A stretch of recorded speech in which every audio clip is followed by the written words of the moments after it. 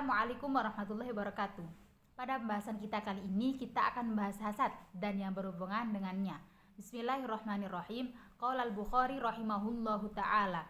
Haddatsana Al-Humaidi qala haddatsana Sufyan qala haddatsani Ismail bin Abi Khalidin ala ghairi ma haddatsana Huzuri qala sami'tu Qais bin Abi Hazimin qala sami'tu Abdullah bin Mas'udin qala qala an-nabiy sallallahu alaihi wasallam la hasada illa fitataini rajulun atahullahu malan fasullita ala halakatihi fil haqqi wa rajulun atahullahu hikmata fahuwa yaqdi biha wa yu'allimuha.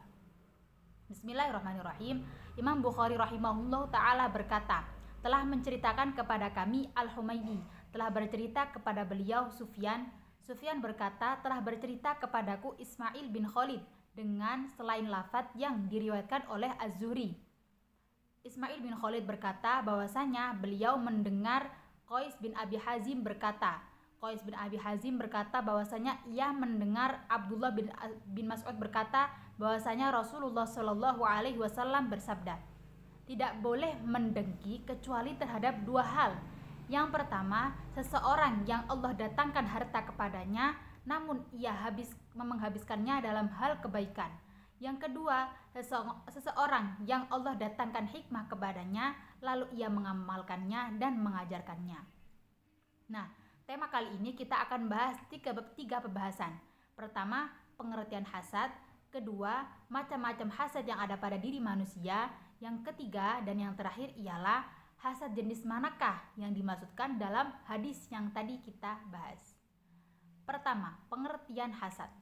Hasad ialah mengharapkan nikmat orang lain dan berharap akan hilangnya nikmat tersebut darinya. Nah, ada pula nih istilah lain yang sejenis dengan hasad namun berbeda. Apa itu? Yakni ghibthah. Apa itu ghibthah? Ghibthah ialah mengharapkan nikmat orang lain namun tanpa berharap akan hilangnya nikmat tersebut darinya. Sekarang bahasan yang kedua, yakni macam-macam hasad. Hasad yang ada pada diri manusia itu ada 4 macam. Yang pertama, seseorang yang mengharapkan nikmat orang lain, berharap hilangnya nikmat tersebut darinya dan disertai dengan berbuat kedzaliman, baik dengan perkataan atau perbuatan. Nah, pembagian yang pertama ini masih bercabang lagi, ada 2 macam. Yang pertama ialah ia murni hanya ingin nikmat tersebut pindah dari orang tersebut kepada dirinya. Adapun bagian yang kedua ialah ia ingin nikmat itu pindah dari orang lain ke dirinya dan ia tetap ingin menghilangkan nikmat orang tersebut meskipun toh tidak berpindah ke dirinya. Sekarang pembagian yang kedua, macam yang kedua ialah seseorang yang menghilangkan nikmat orang lain, berharap akan hilangnya nikmat tersebut darinya, namun tanpa disertai berbuat kedzaliman. Macam yang kedua ini juga ada 2 macam pula. Yang pertama ialah ia hasud, namun ia masih bisa mengendalikan dirinya, tapi ia tidak bisa menghindarinya. Yang kedua ialah orang yang hasud tapi karena pilihannya sendiri, bukan karena ia tidak bisa mencegahnya, namun karena pilihannya sendiri.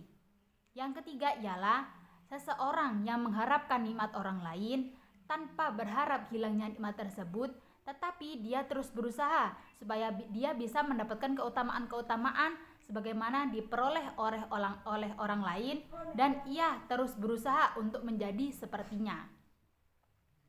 Nah, yang kategori ketiga ini ada 2 macam pula. Pertama, dalam hal duniawi, menurut Allah hal ini tidak ada kebaikannya sama sekali. Adapun yang kedua ialah dalam hal akhirat. Nah, inilah yang harus kita perjuangkan. Yang keempat ialah seseorang yang mengharapkan nikmat orang lain, ia dengki kepada orang lain, namun ia selalu berusaha untuk menghilangkan kedengkiannya tersebut dengan berbuat baik, mendoakannya, menyebarkan keutamaan-keutamaannya, hingga hilanglah rasa dengki dirinya dan berubahlah menjadi rasa cinta. Pembahasan yang terakhir yakni jenis manakah hasad yang ada pada hadis tersebut. Menurut Ibnu Munir, beliau berkata bahwasanya hasad yang diterangkan dalam hadis tersebut ialah ghibthah. Seperti yang kita jelaskan tadi, ghibto ialah mengharapkan nikmat orang lain tanpa berharap hilangnya nikmat tersebut darinya. Hasad yang ada pada hadis tersebut termasuk hasad jenis yang ketiga, yakni mengharapkan nikmat orang lain tanpa mengharapkan hilangnya nikmat tersebut darinya, serta selalu berusaha supaya bisa mendapat keutamaan-keutamaan yang diperolehnya dan selalu berusaha untuk menjadi sepertinya, dalam tanda petik dalam hal akhirat. Nah, sekian dari saya tentang hasad. Wassalamualaikum warahmatullahi wabarakatuh.